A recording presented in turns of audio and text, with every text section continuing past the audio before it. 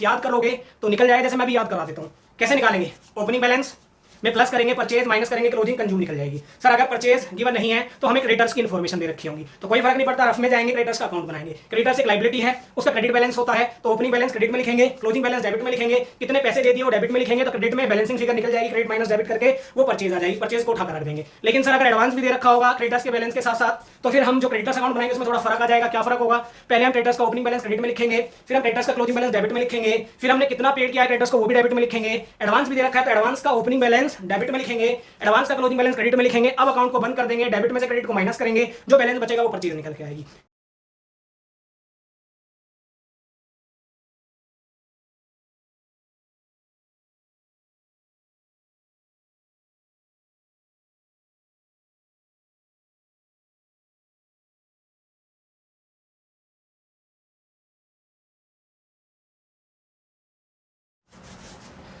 Hello बच्चों, मैं शोभित कुमार चौधरी फिर से आपका वेलकम करता हूं अपनी क्लासेस में। तो बच्चे क्या कर रहे थे, हम लास्ट क्लास में हमने सब्सक्रिप्शन को फिनिश कर लिया था। उसके हमने बहुत सारे क्वेश्चन किए थे, डिफरेंट टाइप ऑफ क्वेश्चन थे और पेपर में आने के चांसेस बहुत हाई हैं उन क्वेश्चंस के, तो बार बार उन्हें रिपीट करते रहें। ठीक है, चलिए मैं आपको आज एक तरीका और बताता हूँ। एक तरीका और है जिससे हम सब्सक्रिप्शन निकाल सकते हैं।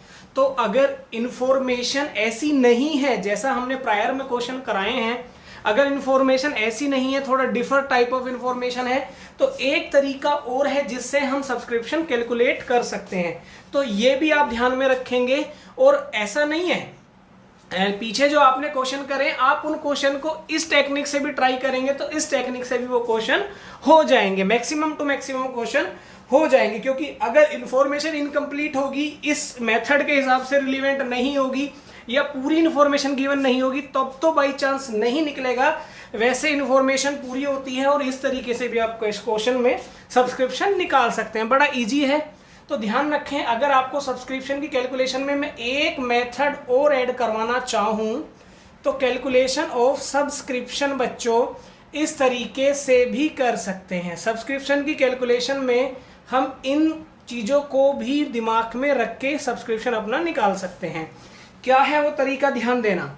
यहाँ पर हम लिखेंगे, बी केयरफुल, यहाँ पर हम लिखेंगे सब्सक्रिप्शन रिसीव्ड। सर अभी भी तो हमने रिसीव लिखा था, लेकिन अब हमें यहाँ लिखना है ओनली फॉर करंट ईयर। वो सब्सक्रिप्शन जो केवल करंट ईयर का है, केवल वो ही लिखना है। सर लास्ट टाइम जो हमने सब्सक्रिप्शन रिसीव लिखा था, फिर वो क्या था बेटा, वो सब्सक्रिप्शन हमें मिला करंट ईयर में था, लेकिन उसमें वो पार्ट भी इंक्लूडेड था जो पिछले साल का था, उसमें वो पार्ट भी इंक्लूडेड था जो अगले साल का होगा। तो हमने वहां पर उन तीनों का सम करके यहां पे वैल्यू पुट की थी। और अब मैं क्या कर रहा हूं, अब मैं बोल रहा हूं कि सब्सक्रिप्शन रिसीव हमें जो क्वेश्चन में गिवन है उसमें से हमें लेना है ओनली फॉर करंट ईयर। मतलब जितना सब्सक्रिप्शन हमें दिया हुआ है उसमें से केवल करंट ईयर का सब्सक्रिप्शन कितना है हमें वो निकाल लेना है बाहर वहां से।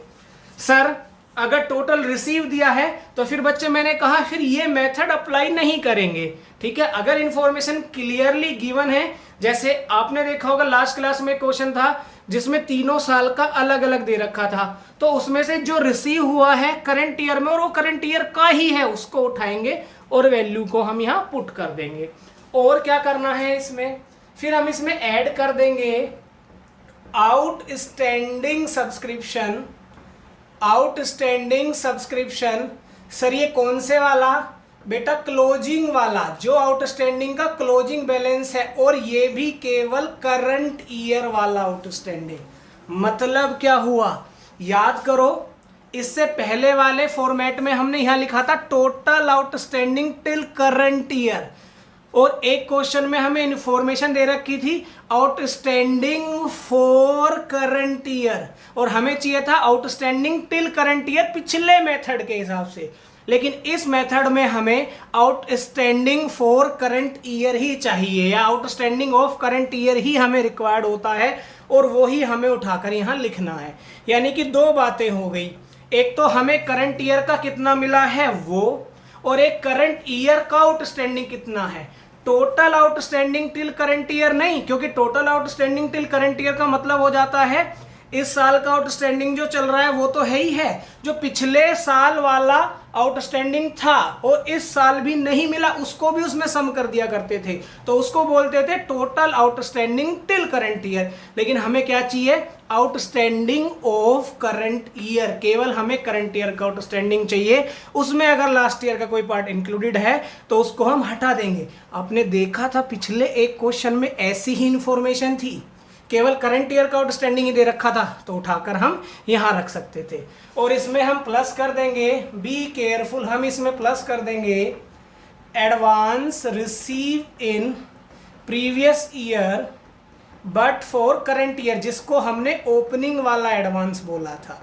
हम इन तीनों को उठाकर यहां रख देंगे, तो इससे भी हमारे पास निकल के आ जाएगा मेरे बच्चों, क्या निकल के आ जाएगा, सब्सक्रिप्शन। सब्सक्रिप्शन, वो सब्सक्रिप्शन जो इनकम एंड एक्सपेंडिचर अकाउंट में जाएगा। ऐसे भी निकाल सकते हैं। सर ये आपने पहले क्यों नहीं बताया था? बेटा हो सकता है कहीं अप्लाई हो सकता है कहीं अप्लाई ना हो। अगर आपको ऐसा लग रहा है इंफॉर्मेशन कंप्लीट है, दोनों मेथड से हो जाएगा, तो इस मेथड से भी कर सकते हैं, या ग्रोस वेरीफाई करके देख सकते हैं कि आंसर सेम आ रहा है या नहीं आ रहा। उससे आपका थोड़ा सा ये डाउट क्लियर हो जाएगा। जैसे पेपर में हम करने के बाद सोचते हैं ना, हमें पता चल जाए गलत है सही है, तो वो डाउट क्लियर हो जाएगा। तो ऐसे भी आप निकाल सकते हैं। करंट ईयर का कितना मिला वो रख लिया, करंट ईयर के क्लोजिंग में आउटस्टैंडिंग कितना था वो रख लिया, करंट ईयर का ही आउटस्टैंडिंग केवल, और एडवांस रिसीव जो हुआ था हमें पिछले साल जो था इस साल के लिए, जिसको हम ओपनिंग बैलेंस ऑफ एडवांस भी बोलते हैं, वो रख लिया। उठा के तीनों इन्फॉर्मेशन को प्लस कर दिया। ध्यान से देखो, current year current year current year, ठीक है। तो तीनों को उठाकर हमने यहाँ रख दिया, क्योंकि पिछले साल जो एडवांस मिला पिछले साल था, लेकिन था तो इस साल के लिए ना, तो उसको भी ऐड कर देते हैं। ठीक है बच्चों, तो ये हो गया। जितने भी मैंने लास्ट में क्वेश्चन कराए हैं, आप उन सब क्वेश्चन को इस मेथड से निकाल के देखेंगे। जो नहीं होता है तो मुझसे क्लास में डिस्कस करेंगे कि वो नहीं हुआ क्यों नहीं हुआ, फिर मैं बताऊंगा हो सकता है या नहीं होगा। इस मेथड से आप ट्राई करेंगे। जितने भी क्वेश्चन कराए हैं वो होमवर्क है, और जो बच्चे ऑनलाइन देख रहे हैं वो कमेंट सेक्शन में मेंशन कर दे कि हाँ हमने निकाल लिया है सर, ये आंसर आ गया है। तो जो भी आपके आंसर हैं इस मेथड से आ रहे हैं या नहीं आ रहे हैं वो मुझे बता देना, कमेंट कर देना, मैं एक बार चेक कर लूंगा। ठीक है, आज हम क्या पढ़ रहे हैं? आज हम पढ़ेंगे बेटा स्टेशनरी के बारे में। अभी हमने क्या पढ़ा? सब्सक्रिप्शन। एक्चुअली क्या है, ये हम बीच बीच में से जो छोटे छोटे टॉपिक निकाल रहे हैं, हाई प्रोबेबिलिटी ये होती है कि सब्सक्रिप्शन और स्टेशनरी कंज्यूम्ड यहां से क्वेश्चन निकाल लेता है। 4-4 नंबर के 2 क्वेश्चन यहां से दे देता है। तो सेट वाइज जो होते हैं, सेट 1, सेट 2, सेट 3, तो एक सेट में अमूमन देखने को मिल जाते हैं कि सब्सक्रिप्शन स्टेशनरी का क्वेश्चन डाल दिया, कुछ में वो बड़ा क्वेश्चन डाल देता है, उनके बीच में हमें निकालना ये भी पड़ सकता है। तो ये इंपॉर्टेंट चीजें हैं जिनको हम छोटे छोटे पार्ट में कर रहे हैं। ऐसे करते करते फिर हम बड़ा इनकम एंड एक्सपेंडिचर अकाउंट भी सीख जाएंगे, तो कोई दिक्कत वाली बात नहीं है। चलिए, तो आज हमें सीखना है स्टेशनरी के बारे में। आज हमें क्या सीखना है बच्चों? स्टेशनरी के बारे में। आज हम स्टेशनरी के बारे में सीखेंगे। स्टेशनरी के बारे में हम सीखेंगे, और ध्यान देना 3 तरीके में मैं इस इंफॉर्मेशन को बांट रहा हूं कि 3 तरीके से। जर्नली क्या है कि मैं देखता हूं, जब भी मैं ये टॉपिक देखता हूं या बच्चे अपने स्कूल में करके आते हैं तो थोड़ा कंफ्यूज सा रहते हैं कि सर कहीं एडवांस है कहीं क्रेडिटर से, पता नहीं, समझ नहीं आता कैसे क्या क्या करवा देते हैं। तो बेटा 2 चीज़ें हैं, हमें यहाँ पे एक निकालना पड़ता है स्टेशनरी कंज्यूम्ड। ठीक है, क्या निकालना पड़ता है? Stationery consumed. और कभी कभी हमें निकालना पड़ जाता है स्टेशनरी परचेज्ड। तो 2 इंफॉर्मेशन है, एक स्टेशनरी कंज्यूम्ड है और एक स्टेशनरी परचेज है। तो दोनों को हमें अपने हिसाब से पढ़ना है। स्कूल में जो पढ़ा अब हम उसको साइड में रख देते हैं, उसके बारे में हम चर्चा नहीं करेंगे। तो यहाँ पे स्टेशनरी कंज्यूम और स्टेशनरी परचेज, उसके बारे में हम बात करेंगे। जनरली इसी को दिमाग में रखते हुए हमने इसकी वैरायटी बनाई है, बाकी कुछ नहीं है।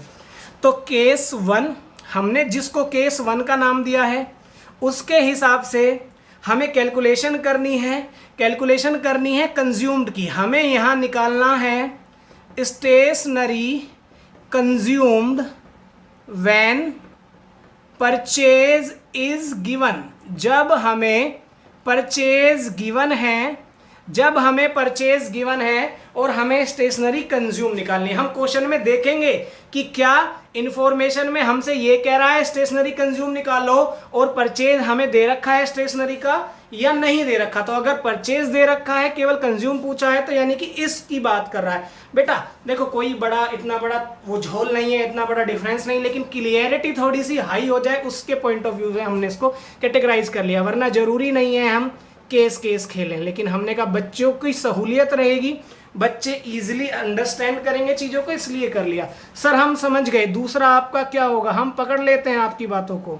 स्टेशनरी कंज्यूम्ड, जब हमें क्या है निकालना है, when purchase is not given. बेटा थोड़ा सा स्पेस कम होता है हमारे पास, अपने इस स्मार्ट बोर्ड में स्पेस थोड़ा सा कम है, जिस टेक्निक से हम लिखते हैं तो वहाँ स्पेस थोड़ा सा कम है, दैट्स वाई मैं शॉर्ट में यूज कर लेता हूँ वर्ड। मैं जब डिक्टेट करता हूँ तब सुन लिया करें, स्टेशनरी कंज्यूम्ड और when purchase is not given, मतलब स्टेशनरी कंज्यूम निकालनी है, परचेज भी गिवन नहीं है। यहाँ कंज्यूम निकालनी थी, परचेज गिवन थी।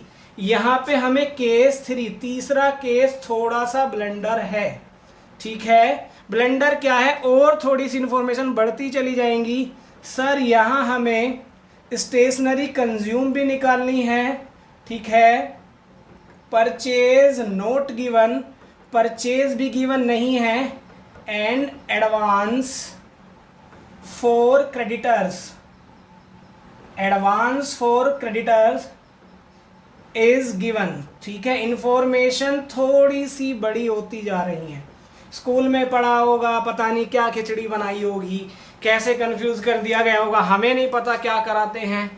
अब जो भी है, इसलिए आपकी क्लियरिटी रहे, हम लोग करा रहे हैं, इसलिए थोड़ा सा ढंग से देखेंगे, ठीक है। हम तो कहते हैं क्योंकि स्कूल में नहीं पढ़ा तो सो भी सर से पढ़ लिया, तो टेंशन नहीं लेनी है। पहला स्टेशनरी कंज्यूम जब परचेज गिवन है, स्टेशनरी कंज्यूम निकालनी है जब परचेज भी गिवन नहीं है, स्टेशनरी कंज्यूम निकालनी है जब परचेज गिवन नहीं है बट नोट गिवन, क्या note given, purchase is note given and advance for creditors is given, मतलब परचेज भी नहीं है, आपको कंज्यूम भी निकालना है, एडवांस फॉर क्रेडिटर्स भी दे रखा है। सिंपल सी बात है, कोई बड़ी बात नहीं है। Be careful. पहले सर केस 1, पहला केस कर लो, ठीक है। पहला केस, बेटा केस का मतलब है ये जो केस मैंने लिखवाए, किसी और केस की बात नहीं कर रहा हूं मैं, ये वाले केस की बात कर रहा हूं। पहले केस में सर हम क्या करेंगे, बी केयरफुल।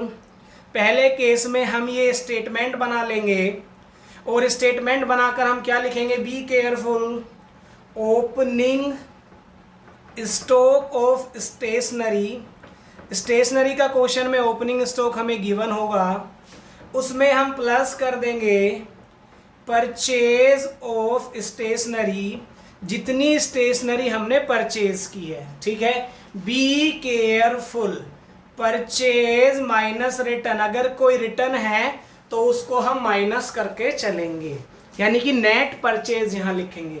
सर परचेज अब यहां कौन सी वाली लिखनी है, बेटा दोनों, चाहे क्रेडिट हो चाहे कैश हो, कोई सी भी परचेज हो, दोनों परचेज को देखेंगे, दोनों परचेज को क्वेश्चन में ढूंढेंगे। सर अगर नहीं दे रखी है, केवल क्रेडिट ही दे रखी है, तो फिर केवल क्रेडिट ही ले लेंगे और नोट दे देंगे कि कैश गिवन नहीं है, तो हम मानेंगे सब उधार ही है।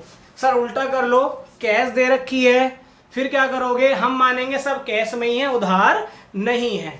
फिर हम माइनस कर देंगे what, closing stock of stationery, closing stock of stationery मतलब हमने ओपनिंग स्टॉक ऑफ स्टेशनरी में जितना परचेज किया वो प्लस कर दिया, और क्लोजिंग का मतलब जितना बच गया या हमने बचा लिया या हमारे पास रह गया, जिसको हमने मैन्युफैक्चर नहीं किया या जिसको हमने यूज नहीं किया, जितना बच गया उसको माइनस कर दिया। तो बेटा इसको बोलते हैं स्टेशनरी कंज्यूम्ड या स्टेशनरी यूज्ड, यूज्ड बोलें या कंज्यूम्ड बोलें। बेटा सिंपल सी बात है, ये वो माल है जो हमारे पास पहले से था, ये वो माल है जो हमने इस बार खरीद लिया, ये वो माल है जो यूज नहीं किया। तो ये पूछ रहा कितना यूज किया, क्वेश्चन ने पूछा कितना यूज किया, हमने कहा जी पहले से इतना पड़ा हुआ था, इतना और खरीद के ले आए, तो कुल कितना हो गया वो हमें पता चल गया, लेकिन इतना हमने यूज ही नहीं किया, तो टोटल में से हमने जितना यूज नहीं किया वो घटा दिया, तो हमारे पास स्टेशनरी कंज्यूम्ड या यूज निकल के आ गया कि हमने कितना कंज्यूम किया है या कितना यूज किया है वो निकल गया। यानी क्या, opening plus purchase minus closing. Sir कभी कभी स्टेशनरी की जगह उसको मटेरियल भी वर्ड यूज कर देता है, तो ऐसा कोई कंफ्यूज होने की बात नहीं है। मटेरियल कंज्यूम पूछे, स्टेशनरी कंज्यूम पूछे, हम यही ऐसे ही निकालेंगे, तो कोई बड़ी बात नहीं है। केस 1 ठीक है बेटा।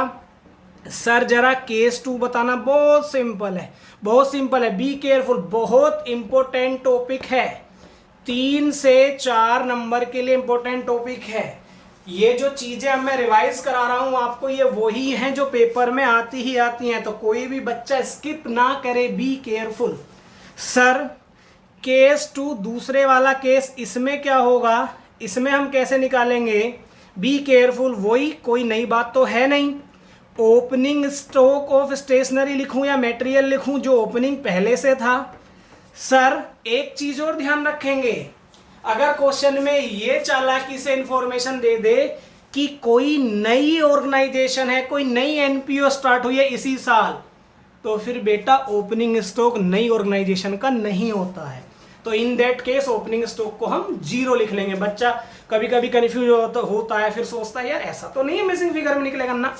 अगर न्यू ऑर्गेनाइजेशन है, न्यू एनपीओ स्टार्ट हुई है, तो ओपनिंग नई स्टार्ट हुई है, इसी साल हुई है, तो उसका क्या ओपनिंग होगा, कुछ नहीं, 0। प्लस करते हैं परचेज ऑफ स्टेशनरी। अब सर यही तो रोना है, ये तो गायब है, तो बेटा गायब है तो इसके लिए अलग से एक वर्किंग नोट बना लेंगे। क्यों, हमने क्या कहा था, केस 2 वही तो था, जब कंज्यूम निकालना है और परचेज नहीं गिवन है, तो हमें ओपनिंग में परचेज जोड़ना होता है, क्लोजिंग घटाना होता है, लेकिन रोना ही ये है परचेज गिवन नहीं है, तो हम एक बनाएंगे वर्किंग नोट, और वर्किंग नोट में लिखेंगे कैलकुलेशन ऑफ परचेज, कि कितनी परचेज है। ठीक है, तो हम परचेज की कैलकुलेशन करेंगे। बी केयरफुल, जर्नली ये जो इंफॉर्मेशन होती है वहां से हमारी क्रेडिट परचेज निकल के आएगी, क्योंकि क्वेश्चन में इंफॉर्मेशन जो गिवन होगी वो क्रेडिटर्स के रिगार्डिंग होगी। जब आपको परचेज क्वेश्चन में नहीं दे रखा होगा तो फिर वो क्रेडिटर्स की डिटेल देना स्टार्ट कर देता है, तो आपको क्रेडिटर्स की डिटेल दे रखी होंगी, उनको यूज करके आपको परचेज निकाल लेनी है। तो कैसे निकालेंगे हम परचेज बेटा, उसके लिए हम बना लेंगे क्रेडिटर्स फॉर स्टेशनरी, मतलब उन लोगों का अकाउंट जिनसे हम स्टेशनरी खरीद के लाते हैं, उन लोगों का अकाउंट बना लेंगे जिनसे हम स्टेशनरी खरीद के लाते हैं। क्रेडिटर्स मतलब लेनदार, जो हमें स्टेशनरी देता है और उसके बदले में हमसे पैसे लेता है, पैसे लेता है। क्रेडिटर्स मतलब लेनदार, जो हमें उधार बेचे गए माल के पैसे हमसे लेगा बाद में। बी केयरफुल, सर क्रेडिटर्स एक लाइबिलिटी है, और लाइबिलिटी का बैलेंस कैसा होता है, क्रेडिट है, ये तो आप सभी जानते होंगे। तो सर क्रेडिटर्स का बैलेंस कैसा होता है, क्रेडिट बैलेंस होता है जब भी हम बोलते हैं कि इसका क्रेडिट बैलेंस होता है, इसका डेबिट बैलेंस होता है, तो उस बात का मतलब होता है कि वो बैलेंस, ओपनिंग बैलेंस अगर क्रेडिट बैलेंस है तो क्रेडिट साइड लिखा जाएगा, और अगर सर डेबिट बैलेंस होता तो फिर ओपनिंग बैलेंस डेबिट साइड लिखा जाता। फॉर एन एग्जांपल मैं मान लेता हूं, मैं डेटर का अकाउंट बना रहा होता, तो डेटर एक एसेट्स है और एसेट्स का डेबिट बैलेंस होता है, तो फिर मैं यहाँ लिखता to balance B D debit side. तो जो हम बोलते हैं ना ओपनिंग बैलेंस और क्लोजिंग बैलेंस, उसका मीनिंग ये है कि क्रेडिटर्स का ओपनिंग बैलेंस, क्योंकि क्रेडिटर्स एक लायबिलिटी है, उसका क्रेडिट बैलेंस होता है, मतलब तो वो बैलेंस जो ओपनिंग वाला है वो क्रेडिट साइड लिखा जाएगा बाई बैलेंस बी डी के नाम से।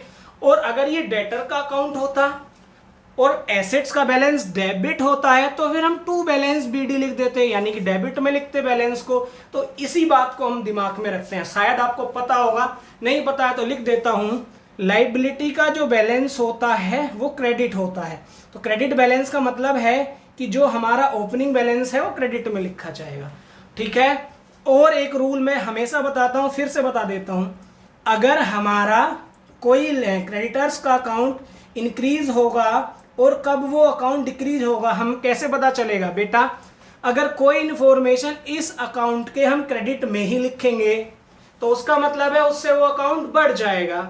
अगर कोई इन्फॉर्मेशन हम उस अकाउंट के डेबिट में लिखेंगे तो उससे मतलब है वो अकाउंट घट जाएगा। मतलब जिधर ओपनिंग बैलेंस होता है उधर ही लिखने से बैलेंस उस अकाउंट का बढ़ता है और उसके अपोजिट लिखने से बैलेंस घटता है। सर आप ये बातें क्यों बता रहे हो?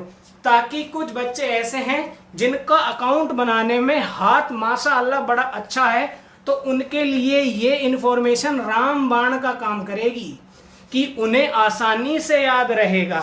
इसलिए मैं लिख रहा हूं, बस उन्हें याद रखना है क्लोजिंग बैलेंस, इसका ओपनिंग बैलेंस, क्योंकि ये लायबिलिटी है तो क्रेडिट बैलेंस होता है, इसका मतलब ओपनिंग बैलेंस क्रेडिट साइड लिखा जाएगा। अब जो आगे की इंफॉर्मेशन है वो कैसे पता लगाएंगे सर? वो कि क्या डेबिट में जाएगा, क्या डेबिट में जाएगा और क्या क्रेडिट में जाएगा? कोई टेंशन लेने की जरूरत नहीं मेरे बच्चे, उन्हें बस इतना सा सोचना है। क्या सोचना है कि जो इन्फॉर्मेशन दे रखी है उससे ये सोचना है कि क्रेडिटर्स बढ़ रहे हैं या क्रेडिटर्स घट रहे हैं। जैसे मैं आपको बोलता हूं, हम क्रेडिटर्स से माल खरीद कर लाए, ओपनिंग बैलेंस का मतलब जो पहले से उधार खरीदा हुआ है वो पड़ा हुआ है, वो अमाउंट यहां पर हमने कहा और खरीद के ले आए, तो इससे क्रेडिटर्स बढ़ जाएंगे या घट जाएंगे? सर सिंपल सी बात है, पहले से उधार चल रहा है और उधार ले आए, परचेज का मतलब और उधार क्रेडिटर से ले आए, परचेज का मतलब और उधार क्रेडिटर से ले आए, तो सर बढ़ जाएगा। तो हमने क्या कहा था, अगर अकाउंट बढ़ेगा तो कहां लिखना है? Credit side. तो हम यहां लिख देंगे बाई परचेज कि हमने जो खरीदा है वो इधर आ जाएगा। बी केयरफुल, क्या आ जाएगा? जो हमने खरीदा है वो इधर आ जाएगा बाई परचेज। लेकिन सर ये तो गिवन ही नहीं है, ये तो गिवन ही नहीं है बाई परचेज। कोई बात नहीं बेटा, गिवन नहीं है तो ये बैलेंसिंग फिगर में निकल जाएगी। अकाउंट में बाकी इंफॉर्मेशन गिवन होंगी, ये इंफॉर्मेशन गिवन नहीं होगी, बैलेंस में निकल जाएगी। लेकिन इतना तो हमारी समझ में आया कि हम खरीद के क्रेडिटर्स से माल लाएंगे तो वो और बैलेंस बढ़ जाएगा, और लायबिलिटी का बैलेंस बढ़ता है तो क्रेडिट साइड लिखते हैं। किस बात से क्रेडिटर्स का अकाउंट घट जाएगा? कमेंट करके बताओ, किस बात से क्रेडिटर्स का अकाउंट घट जाता है? सर अगर क्रेडिटर्स हमें हमारे पैसे वापस कर दें। नहीं सर, कैसी बात कर रहे हो? कब घट जाएगा क्रेडिटर्स का बैलेंस? अगर हम क्रेडिटर्स को पैसे दे दें, क्रेडिटर्स से हम उधार खरीद के लाएं, तो सर उधार जीवन भर का थोड़ी दिया। उधार की क्रेडिट पॉलिसी होती है 15 दिन, 20 दिन, 30 दिन, मान के चलो 30 दिन का उधार खरीद के लाए थे, 30 दिन हुए उसके पैसे देंगे, तो उसके जब हम पैसे देंगे तो उससे उसकी उधारी कम होगी। पहले का उधार इतना पड़ा हुआ है और खरीद के ले आए इतना, इतने पैसे दे दिए।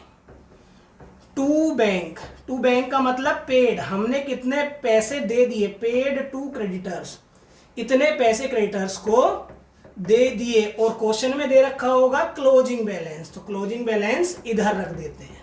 ठीक है, ये कौन सा बैलेंस है? Closing balance. Be careful, question में ओपनिंग बैलेंस भी गिवन होगा, क्वेश्चन में क्लोजिंग बैलेंस भी गिवन होगा, और क्वेश्चन में पेड टू क्रेडिटर्स भी गिवन होगा। तो 4th नंबर पे ये इंफॉर्मेशन बैलेंसिंग फिगर में आसानी से निकल जाएगी। किस में निकल जाएगी इंफॉर्मेशन? बैलेंसिंग फिगर में आसानी से। सर जैसे ही परचेज मिलेगी उठाकर हम उसको यहां रख देंगे। बी केयरफुल, यहां से जो परचेज आई है क्रेडिट परचेज आई है, हमें क्या चाहिए? Total purchase. टोटल परचेज में कैसे निकलेगी? Credit purchase plus cash purchase. अब ये धमाकेदार क्वेश्चन है, बच्चा सारा काम अच्छे से करेगा, बड़ी मेहनत करता है और इसी परचेज को उठाकर यहां रख देता है, जबकि क्वेश्चन में चालाकी से ये कैश परचेज भी दे रखी होती है और वो उसको भूल जाता है। तो बेटा याद रखना, जो 4थे नंबर पे क्रेडिट परचेज निकाली है उसको 5वें नंबर पे कैश परचेज में जोड़ेंगे और 6ठे नंबर पे टोटल परचेज आ जाएगी। तो जो 6ठे यानी कि 6th नंबर पे टोटल परचेज आई है उसको उठाकर यहां रखना है। बी केयरफुल, ठीक है। फर्स्ट इंफॉर्मेशन, सेकंड, थर्ड निकल के आई परचेज, परचेज में कैश परचेज को जोड़ा, आगे टोटल परचेज उठा के यहां रख दिया और माइनस कर देंगे। क्या गिवन होगा? क्या गिवन होता है? Closing balance of stock. Stock का क्लोजिंग बैलेंस कितना है वो माइनस करेंगे तो निकल के क्या आ जाएगा? क्या निकल के आ जाएगा? कंज्यूम्ड। स्टेशनरी या मटेरियल कंज्यूम्ड। कितना आसान सा क्वेश्चन है ये। वो क्वेश्चन है महारथी क्वेश्चन जो टिपिकल टू टिपिकल हो गया, यानी कि जो बिल्कुल ही खतरनाक हो गया, ये समझ के चले। केस 1 सिंपल, सर सिंपल सी इंफॉर्मेशन थी तो 3 नंबर में, ये कितने में आ सकता है सर 4 नंबर में। केस तीसरा, जब हमें एडवांस भी दे रखा है तो सर फिर क्या करेंगे, कोई फर्क नहीं है। केस 3 में कोई फर्क नहीं है, ये स्टेटमेंट में कोई चेंज नहीं आएगा, चाहे केस 2 वाली इंफॉर्मेशन हो या केस 3 वाली इंफॉर्मेशन हो या केस 1 वाली हो, ये स्टेटमेंट में फर्क कोई नहीं आता है। फर्क क्या था, स्टेशनरी परचेज गायब थी तो ऐसे निकाल लिया, लेकिन सर यहां पर एडवांस भी दे रखा है। तो बेटा अगर क्वेश्चन में एडवांस भी गिवन हो तो जब हम क्रेडिटर्स अकाउंट बनाते हैं, बी केयरफुल, क्रेडिटर्स अकाउंट जब हम बनाएंगे, कौन सा क्रेडिटर्स अकाउंट, स्टेशनरी के लिए जो हम क्रेडिटर्स अकाउंट बना रहे हैं, ये हम अकाउंट तब बनाएंगे जब क्वेश्चन में केस 3 अप्लाई होता है, और ये अकाउंट तब बनता है जब क्वेश्चन में केस 2 अप्लाई होता है।